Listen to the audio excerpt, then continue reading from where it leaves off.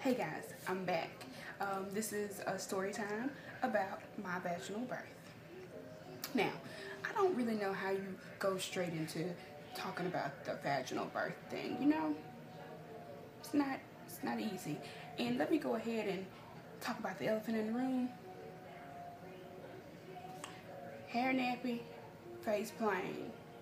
That's what happens when you have a baby and you need an off day. Today is my off day. So back into the story time. Okay, so June 30th, I got to the hospital at 6 o'clock. The previous day, my doctor or my midwife had stripped my membranes. Yeah. She had done it about 11 o'clock. I went at 8 after that. I got home. I started contracting a little bit, but the following morning, it was rough. It was rough. So I got to the hospital. They went ahead and admitted me probably about 10 o'clock. Yeah, because they had to watch me for about 3 hours. They really watched my contractions to see how they were progressing. And I got admitted about 10 o'clock, got put into a room, and I got checked and everything. They were checking everything, seeing what was what. If you had a baby, you kind of understand what I'm saying, asking you all them questions, etc., etc., etc. My family got there, and they started my IV, which they went ahead and induced my labor to go ahead and get her on out of there, which is what they had intentions on doing. But in the middle of getting that IV, my blood pressure went skyrocket. Like literally like 150 over like 120. I can't even remember, but I didn't feel like my blood pressure was up because I was too focused on having pains that I was going through, and it was the most miserable, awful pains I have ever felt in my life, and this is my first child, so I have nothing to compare it to. Next, they stopped the IV to induce my labor, to give me medicine to bring my blood pressure down. Now, with all this going on, you can understand why I'm getting frustrated, because I can't get an epidural because my blood pressure is too high, and they've already tried to induce my labor. So everything's out of whack right now. Finally, they get my blood pressure stable, in good condition, where I can get an epidural. Now let me tell you what's so ratchet about this bull crap. It's 12 o'clock when they get all that done, and I get the epidural. Now the anesthesiologist was great. He talked me through it. He made sure that everything went accordingly. He made sure that everything that was supposed to go numb, when it went numb, he made sure that happened. Okay, so everything like that, I couldn't get up, so I had to pee. And of course, they had to bring a bedpan, which I have never in my life had anybody say, you gotta pee in this bedpan. Never, never, never. Okay, so after I get the epidural, they come in there, and my midwife breaks my water. Yeah, they break my water. Well, I'm already having contractions, but I can't really feel them like I could at first. So that's okay. But then I tell the nurse, I'm like, I think water. Now, literally, water was going everywhere. Like, it was like a water hose. But anyways, I tell the nurse, I'm like, I think water is on my feet. She's like, no ma'am, I highly doubt that. And I'm like, I don't. I said, feel my sock. So she feels my sock, and it's like soaking wet. The amniotic fluids were, it literally came out for, 45 minutes. It was just pouring. And the nurse comes in there, she says, your baby was swimming. Of course she was. I drank a lot of water. And I didn't know how much that played a part on it. But I guess it did. Anyways. So, it's probably about 2 o'clock. Epidural isn't working anymore. I'm screaming at the top of my lungs. My family is sitting there. They're like, what the hell? Like, are y'all gonna give her something? And the nurse is like, hit the button over here about the epidural thing. My sister already hit it. The nurse has already hit it. And it's not doing anything.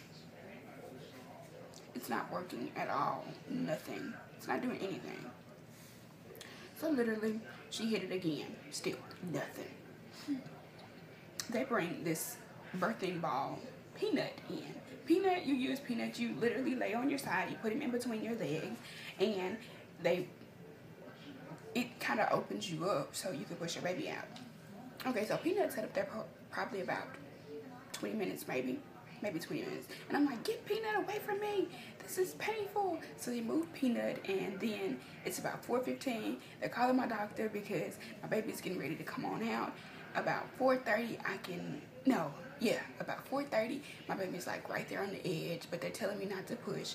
So literally, the thing with having a baby is you have this urge to push, but if you push, you're probably not pushing the vagina when you think you're pushing. So my midwife gets in there, she's like, push. She's like, 1, 2, 3, push. And I'm like, and that's not what I'm pushing. Not at all.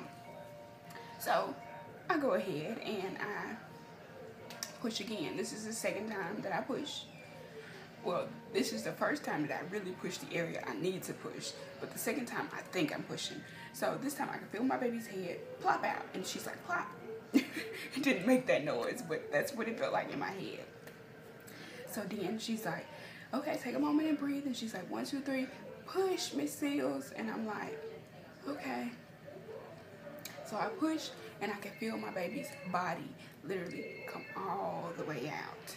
And I'm like, my mom cuts the umbilical cord, they wipe my baby off a little bit, and they go ahead and they put her on me.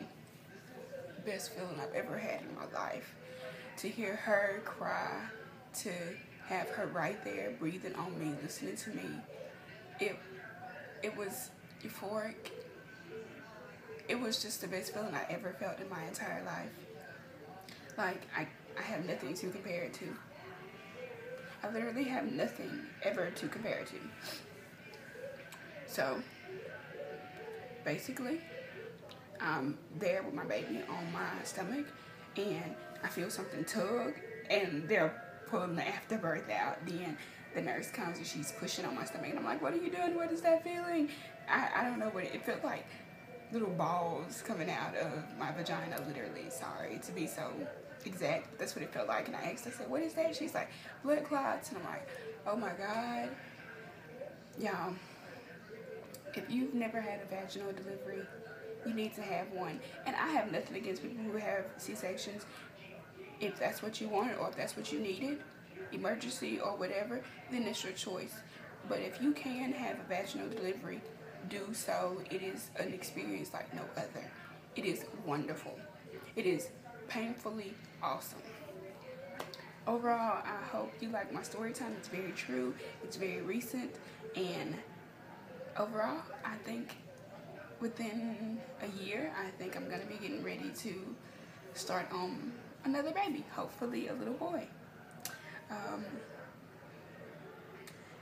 And the reason why I say a year, you know, I want to wait for my daughter to get a year, but also because me and my significant other, we're in the process of learning to handle the situation that we have at hand. He's not Lauren's father, but he is the only father that she knows at this moment.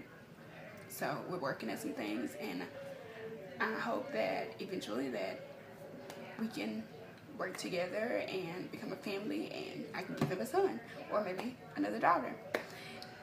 Overall, I hope you guys like this. If you didn't see my how to lose your baby fat video, please do go ahead and watch it, and please like, comment, share.